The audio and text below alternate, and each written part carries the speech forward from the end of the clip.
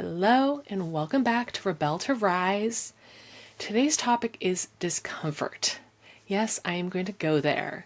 We're going to talk all about what it really means to step out of your comfort zone and into your next level of leadership. Because when you're staying safe, playing small, and avoiding risk, it might feel comfortable in the short term, but it's one of the biggest things holding you back from building the business and life you've always wanted.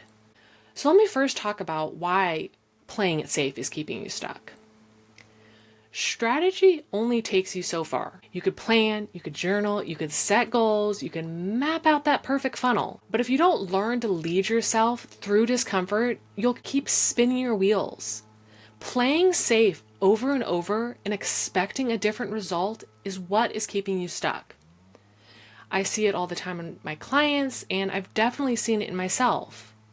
You say you want to grow, but you're avoiding making that new hire. You want more visibility, but you turn down speaking opportunities.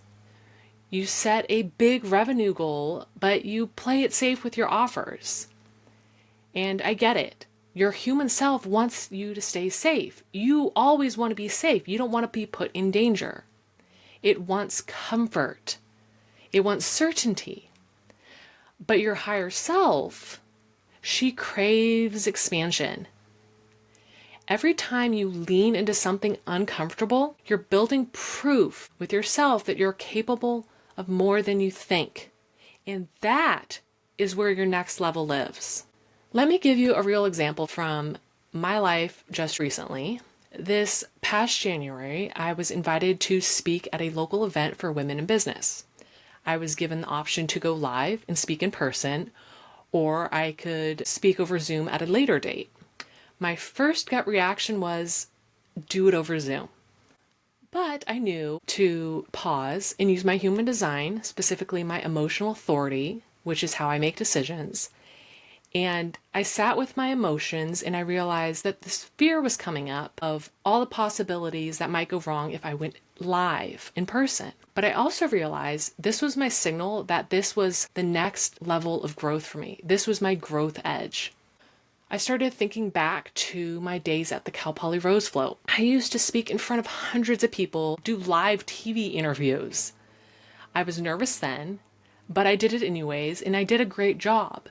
So if 20-year-old Erin could do that, CEO Erin definitely could do that. I was capable of doing this. So I said yes to speaking in person, and I was still nervous. My mind was making up all these stories of how it could play out, but I still did it anyways.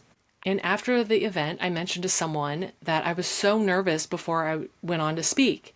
And they could not believe there was any way I was nervous based on how well I spoke during my presentation. And I knew instantly that that speaking opportunity was the push I needed to remind myself of how much more capable I am than my fears tell me.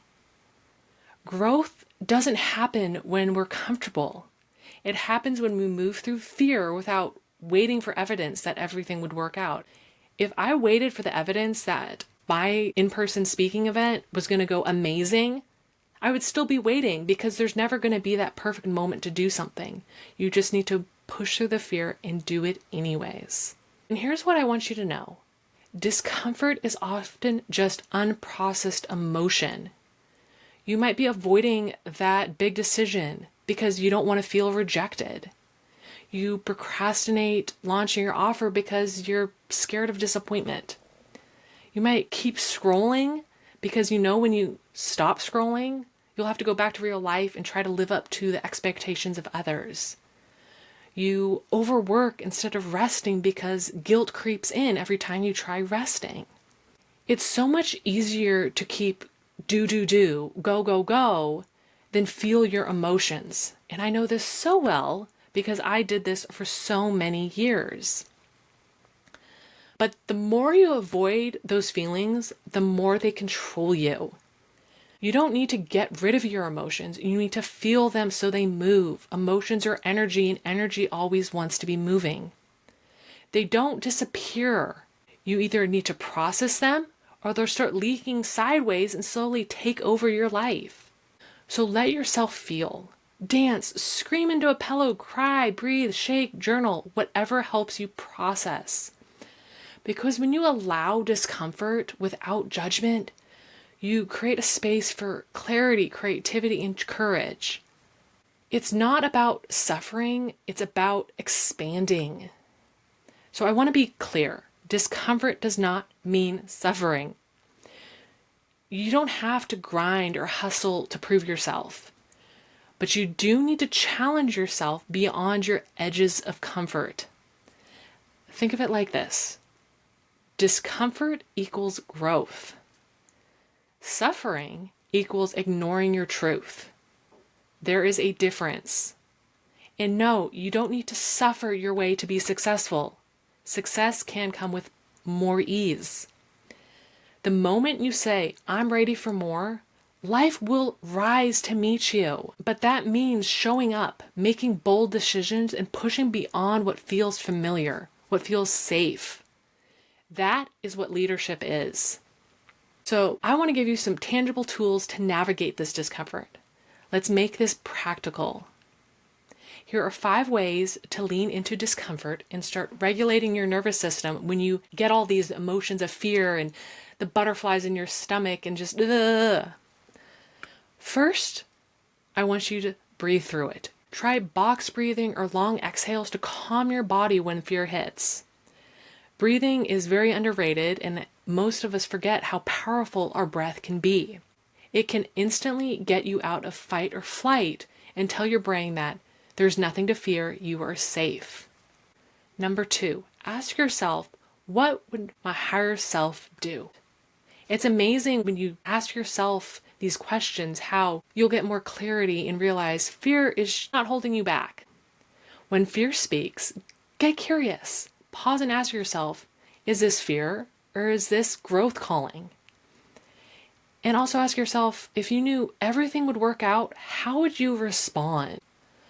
Number 3, journal out this story you're telling yourself. What is fear saying? What's the worst case scenario that you're imagining? Is it true? Is it the end of the world if that does happen? This really helps to disarm the story when you start journaling it out and getting it out of you instead of just circling around in your mind. And number 4, take one small, bold step. Book the meeting, pitch the investor, raise your prices, say the scary thing. Your courage grows with the more action you take. No matter how small that action might feel, the more small, bold steps you could take, the less scary those big steps will feel. And number 5, celebrate your discomfort. Seriously, when you do something uncomfortable, celebrate the crap out of it. Your nervous system needs to know it's safe. Even though it was uncomfortable, you survived. Celebrate that. Shout it from the mountains how awesome you are and celebrate what you accomplished. It might seem silly, but the more you celebrate your small steps of discomfort, the better and easier it is going to be when you do big, uncomfortable steps. Learning to push through fear is an act of rebellion. It takes a rebel to break the mold and not be a bitch to fear. That is how you start living the life you've dreamed of. And that is what self-leadership looks like. Doing the uncomfortable isn't about proving anything. It's about embodying your potential. It's those moments you choose to not be a bitch to fear and do this scary thing anyways that move you from who you are now to who you're becoming, who you dream of being. It's how you quantum leap. It's how you stop abandoning your desires and how you feel fulfilled at the end of the day. You don't need permission. You just need to practice. And the more you practice doing hard things, the more powerful you become. Because you're not here to play small. You're here to rebel. You're here to rise. You're here to lead. Even if your hands shake while doing it. So, what's your discomfort edge this week? What's one move you've been avoiding that could shift everything for you? I really hope this episode gave you that loving little push you needed to go do the uncomfortable thing you've been avoiding. If so, I want to hear about it. DM me your biggest takeaway or tag me when you do that scary thing and you're celebrating it and sharing it with the world, what you've accomplished. And until next time, keep rebelling, keep rising. Thank you for joining me on today's episode of Rebel to Rise, where business meets human design. I hope you feel inspired to break free from those shoulds in your life and trust your inner compass as you create a life and business that truly lights you up. Remember, every day is a chance to rebel against the ordinary and rise into your authentic power.